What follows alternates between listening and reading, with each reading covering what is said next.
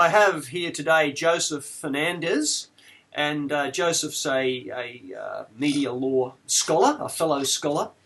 First up, Joseph, you're happy for me to record this interview on Skype?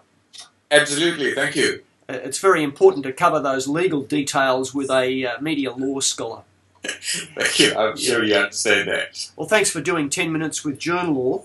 Thank you. The main purpose is to have a look at the book you've just produced, and it's called Media Law in Australia: Principles, Pitfalls and Potentials.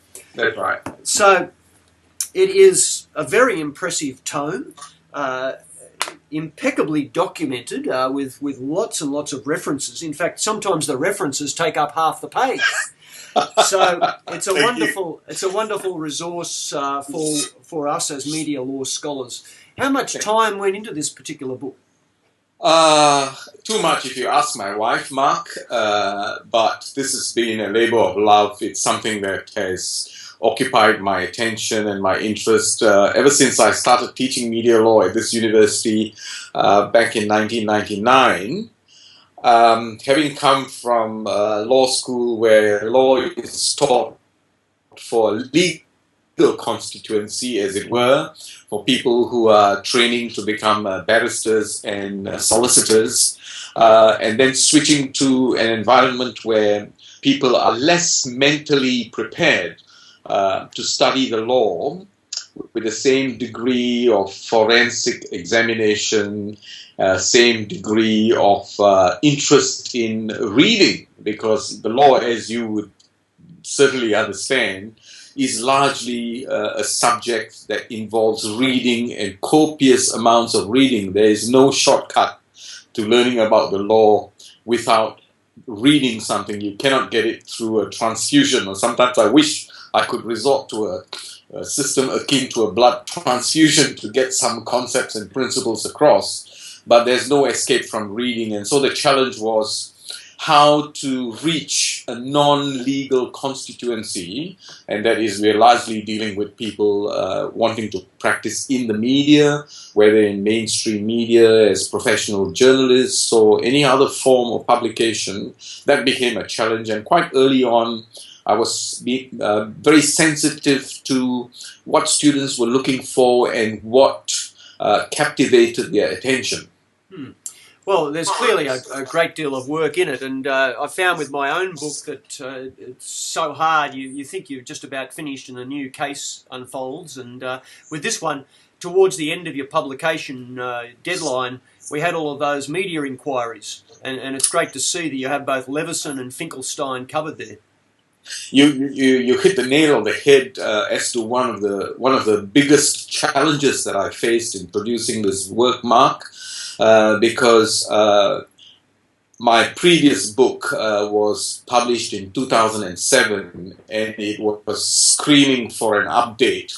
And the question became, when is a good time to put that update out? And obviously, when we were in the zone of Finkelstein and the Convergence Review and Leveson, it threw a huge spanner in the works, and I was pretty reconciled to the fact that it was pointless to have a book come out without touching those areas, as you would well appreciate. And so we had to postpone the deadline a couple of times because, Leveson didn't happen as early as we would have liked it. And there was a fair bit of movement with regard to Finkelstein, and so it came to a point where we had to decide, have we got enough to justify this book being printed and then not being accused of having failed to incorporate some really significant events in the media law landscape. Yes, and I really like, you've covered all of the main suspects, I suppose, as topics. Contempt, defamation. You start with an excellent section on freedom of speech, and all the way through to copyright and the regulators and so on. Which of those sections did you find most challenging as far as engaging with the material and explaining to potential students? They were all challenging, Mark. I have not had any reason to think about this question during the course of writing this book, but I can answer the question in a slightly different way, which is the one that I had the greatest personal interest in writing. And the clear standout was the defamation chapters, because, being a former journalist sitting at the coalface and dealing with the prospect of a writ landing on your table, on the first in the first hour of reporting for work, I quickly came to realize that defamation is something that is inescapable as far as media competence is concerned for anyone involved in publishing. And so I have had long years to think about, to agonize over defamation law. And so that one was really right up my alley. I notice there's a fair bit of material there on social media and the internet across the different chapters. Yeah. You've made the conscious decision not to sort of have a separate section on that, but to integrate it into your other topic areas. Indeed. I see you've already done, considerable work in the social media area, giving it a separate identity, as it were, and I think that is great. Because one of my constant laments when I'm being interviewed by people asking for my views on liability arising from publication, there seems to be a widespread perception that there are different rules as far as social media is concerned, in the sense that social media enjoys greater exemptions from liability, and I'm constantly at pains to say, regardless of the medium of publication, you are looking at more or less the same degree of risk and liability. And so I try to weave it into all the chapters that I was presenting. And I'm quite happy to leave the social media game to eminent scholars such as yourself. No, enough of that. I think the key issue here, though, is that, and I'm grappling with it myself for the next edition of my book, is whether to go as deeply as you have into the journalism side of it, or to make it broader, both for in the social media area and also for other professional communicators who have slightly different needs from journalists. And I think this is the tension we face in our media law texts. Indeed.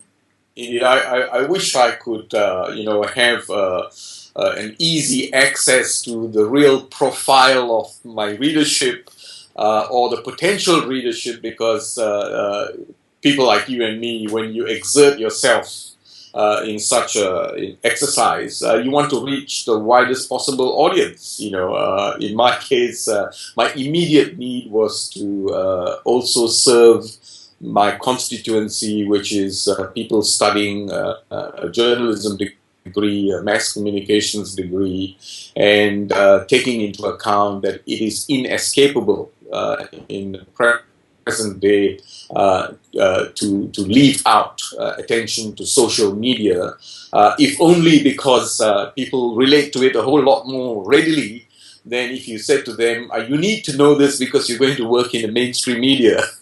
When I say to people, I had a lecture this week where I asked people, how many of you publish? Not one hand went up. This was a first-year cohort. Not one hand went up. Then I asked the question, how many of you have a Facebook account? And so many hands went up. And I said to them, you are all publishers. Did you know that you are as exposed to liability as anyone else if you put something out on your Facebook page or the social Twitter account that upsets someone or triggers off formal action? So there's that thing that we are grappling with, and of course, as many people who might find this resource useful, or this kind of resources useful, and as I said, there's no shortcut to having to read, and that was one of my challenges. You can produce work that covers 275,000 words, as this one does, But if people find that too voluminous to read, then you've lost, a sizable part of your constituency.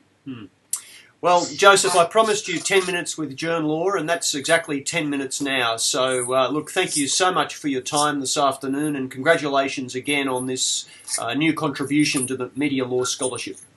Thank you very much, Mark, for your interest, and I wish you all the best.